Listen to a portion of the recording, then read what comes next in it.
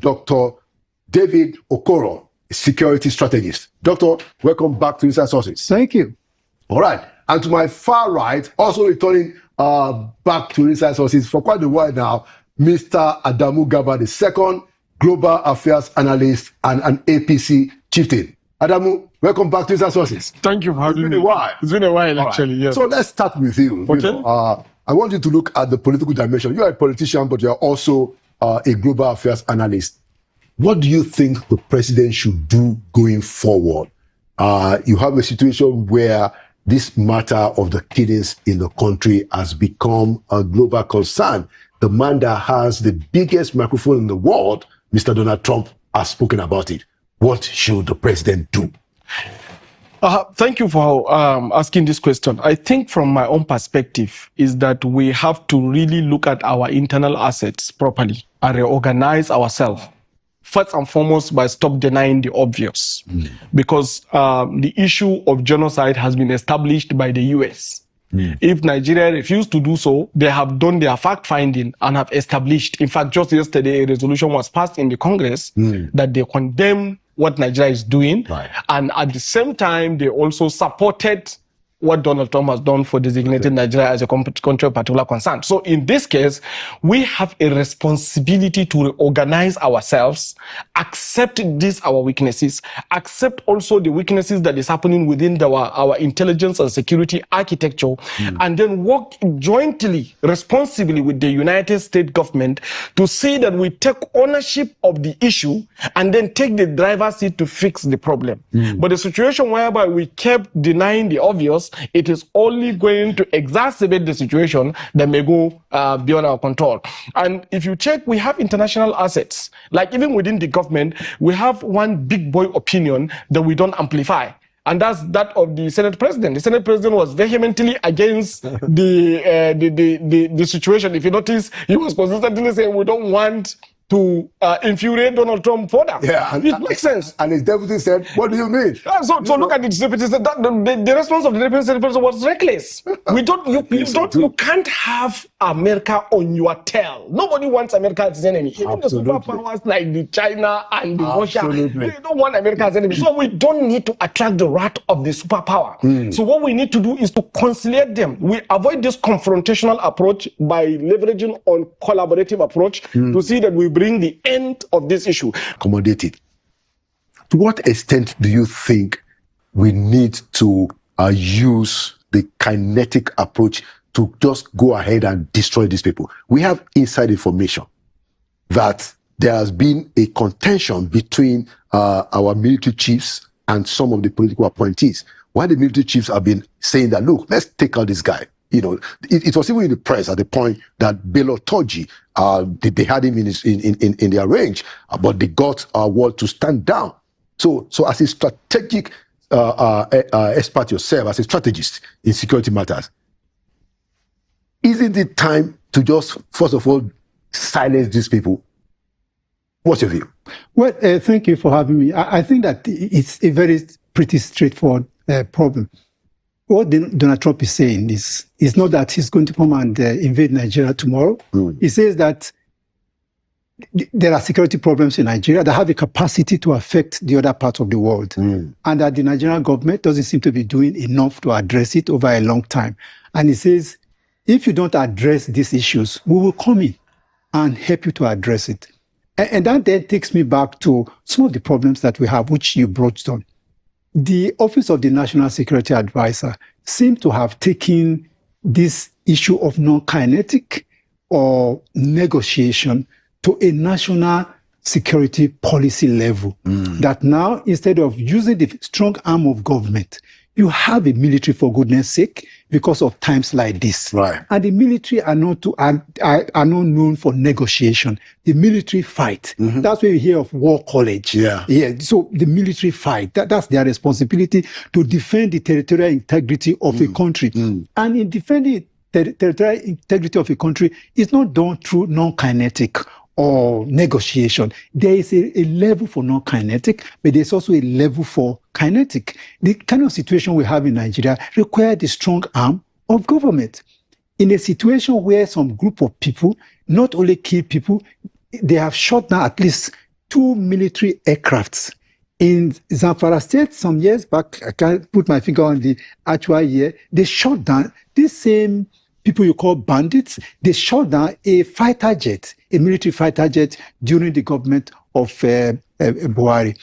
Under this government, in 2023, August, some bandits in the Kotagora area, that area in Niger State, yes, they ambushed specially trained. You know, there are some group of in the military that are special forces, right? They are specialty. Just you talk about Navy SEALs.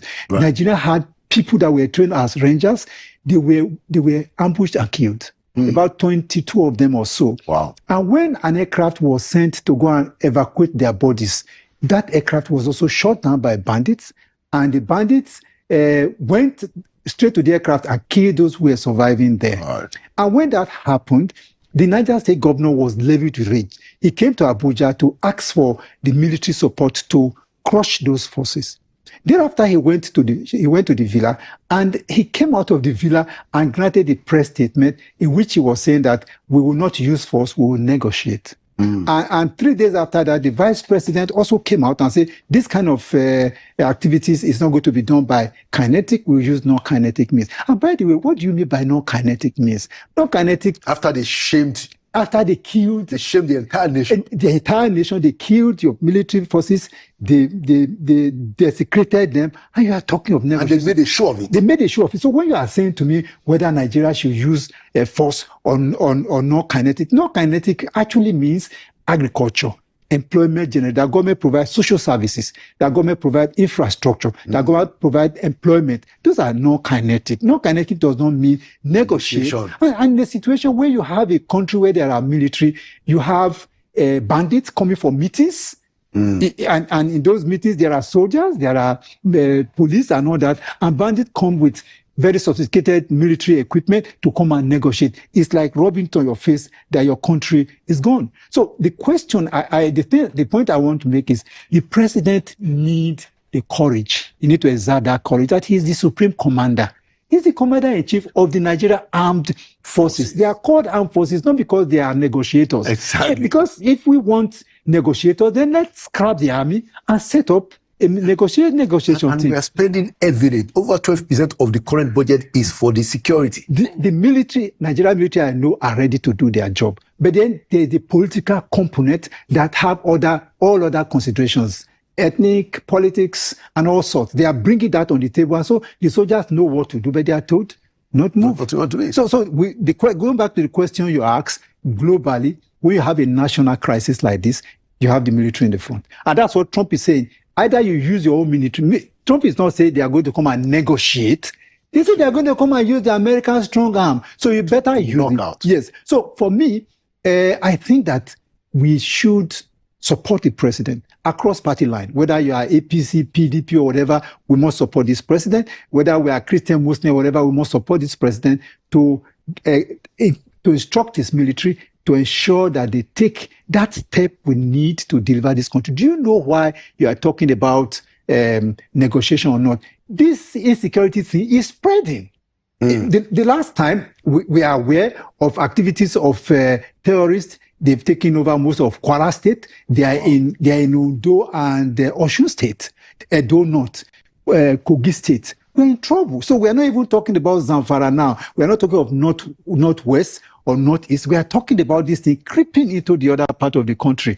Lagos is not far away, or your state is not far away. And we are talking of negotiation. And what negotiation does is that instead of ensuring that you disrupt the operations of these criminals, you fertilize them. You give them enough room to recruit, to acquire more equipment and weapons and spread to other parts of the country. Whereas you are supposed to take every step to disrupt the activities and degrade them. Absolutely.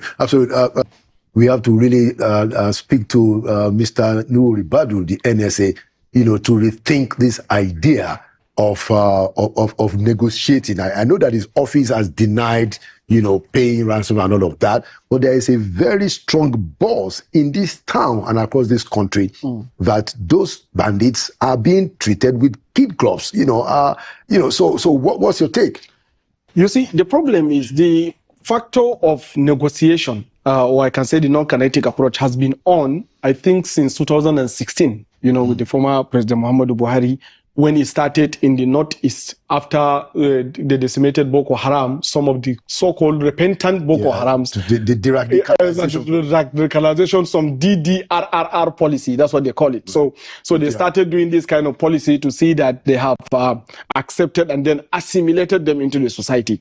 So, but then we need to look at the dynamics. Is it really successful? Does it really deliver the right result? Now, in a case where you have irregular, unconventional warfare, non-kinetic approach is a part, but non-kinetic approach only comes to play when you diminish the terror to the level whereby the threats is not against the national security. But when you look at the direction and the empowerment that these terrorists are getting, as highlighted by Dr. David Okoro, we started from northeast, we moved to north central, northwest, now we are moving to the south. Kwara is already on the. So when you look at this, you see a full-scale insurgency. So when you have a full-scale insurgency, now you need to look at the underlying factor driving this insurgency. Yes, there are some social issues associated with this, but these social issues has been built over time. Now there are so many children that were young when this insurgency starts, and now they have grown so mature that the only thing they know is this killing. So how do you expect to conciliate these ones to accept a normal society when they grow in a society where it's only bombs that guarantee their safety? So what you do is you have to deploy a massive amount of forces to diminish them significantly, that it has gone to the point whereby it is not a threat to national security. As I'm talking to you now, we are even moving away from national security to regime security. And that's a very serious threat.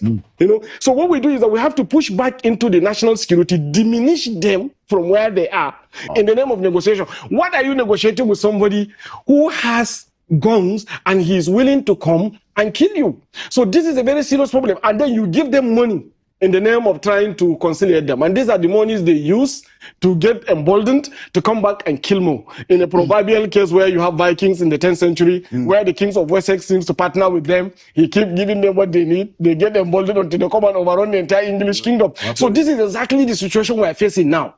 So we need to really, really allow the military to do their job, since it has now become a full-scale insurgency.